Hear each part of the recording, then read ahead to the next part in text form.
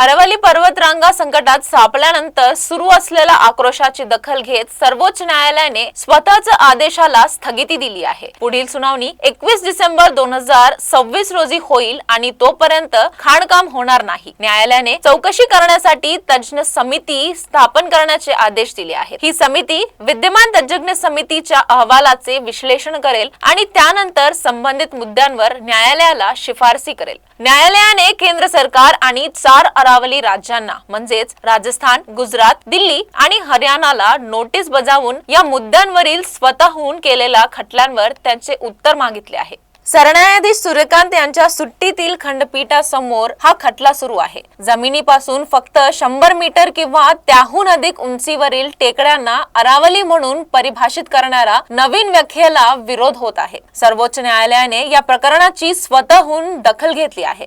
आज सरन्यायाधीश सूर्यकांत, न्यायमूर्ती जे.के. महेश्वरी आणि न्यायमूर्ती ए.जी. मसीह यांच्या सुट्टीतील खंडपीठाने अरावली प्रकरणाची सुनावणी केली। सीजेआय सूर्यकांत यांनी निर्देश दिले की तज्ञ समितीच्या शिफारशी आणि त्यावरील सर्वोच्च न्यायालयाने पुढील कोणत्याही टप्प्याला स्थगित ठेवण्यात आहे। न्यायालयाने स्पष्ट केले की पुढील सुनावणीपर्यंत या शिफारशी लागू केल्या जाणार नाहीत। सॉलिसिटर जनरल तुषार मेहता यांनी न्यायालयाला सांगितले की न्यायालयाचे आदेश, सरकारची भूमिका आणि या प्रकरणातील संपूर्ण प्रक्रियेबाबत विविध गैरसमज पसरवले जात आहे। हे गैरसमज दूर करण्यासाठी एक तज्ञ समिती स्थापन करण्यात आली। समितीने आपला अहवाल सादर केला जो न्यायालयाने स्वीकारला आहे। न्यायालयाने म्हटले की न्यायालयाच्या निरीक्षणाचा चुकीचा अर्थ लावला जात आहे। सूर्यकांत म्हणाले की न्यायालयाला असेही वाटले की तज्ञ समितीचा अहवाल आणि त्यावर आधारित न्यायालयाचा काही निरीक्षणाचा चुकीचा अर्थ लावला जात आहे। न्यायालयाचा हेतू आणि निष्कर्षांबद्दल कोणताही गोंधळ होऊ नये म्हणून यास गैरसमज दूर करण्यासाठी स्पष्टीकरणाची आवश्यकता असू शकते असे त्यांनी सूचित केले। सर्वोच्च न्यायालयाने म्हटले की अनेक प्रमुख मुद्द्यांवर स्पष्ट मार्गदर्शन देण्यासाठी तज्ञ समितीचा अहवाल किंवा न्यायालयाचा निर्णय लागू करण्यापूर्वी निष्पक्ष आणि स्वतंत्र मूल्यांकन आवश्यक आहे। त्यांनी सांगितले की न्यायालयाने आधीच सूचित केले आहे की या प्रश्नांवर सखोल विचार करणे आवश्यक आहे। या पार्श्वभूमीवर सर्वोच्च न्यायालयाने विद्यमान तज्ञ समितीच्या अहवालाने विश्लेषण करण्यासाठी आणि या मुद्द्यांवर स्पष्ट शिफारसी देण्यासाठी तज्ञांनी एक उच्च अधिकार समिती स्थापन करण्याचा प्रस्ताव मांडला आहे। पुढच्या बातमीसाठी पाहत रहा E6 TV मराठी।